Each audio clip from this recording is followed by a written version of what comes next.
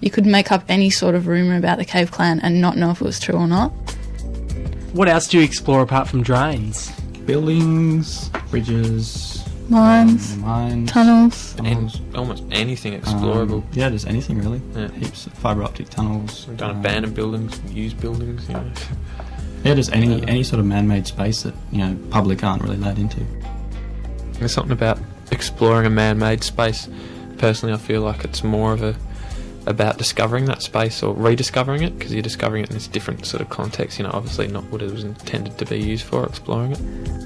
Different people take it on board differently as well. I mean, some people really enjoy just the really big drains, you know, that you could practically drive a bus through and just having a leisurely stroll, whereas there'll be other people that much prefer getting a bit more nitty-gritty, like one tunnel in particular, Melbourne Tunnel, and it's hardcore, like, you got to climb up these waterfalls, they've got no ladders, and then crawl for like seriously 20 minutes, and you get into a bigger bit and you keep going, and by the time you finish, your ankles are just wrecked, and yeah, you're just wrecked. But then again, it's great, like there's loads to see down there, and once you sort of completed it all, you feel like some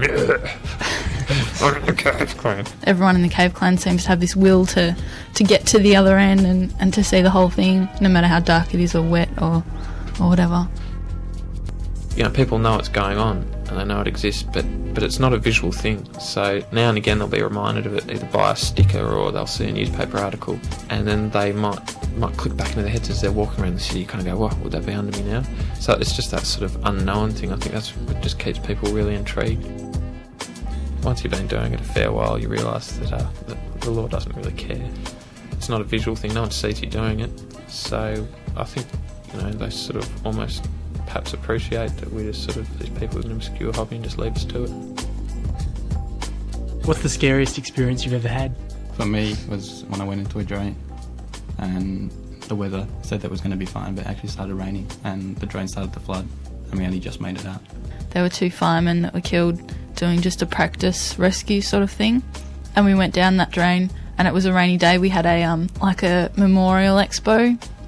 I think it was just like an anniversary sort of thing, and it started to rain on that day, and half the people sort of went, oh, we're not going to stay down here, this is kind of scary, and some of us stayed in there. I stayed in there, and that was kind of like, you know, we've still got another 10 minutes till we get to the next manhole, but you could sort of hear the water building up. So you hear stories about how things can just flood in 10 minutes flat, so the fact that you've still got 10 minutes to get to the next manhole to get out, that's pretty scary.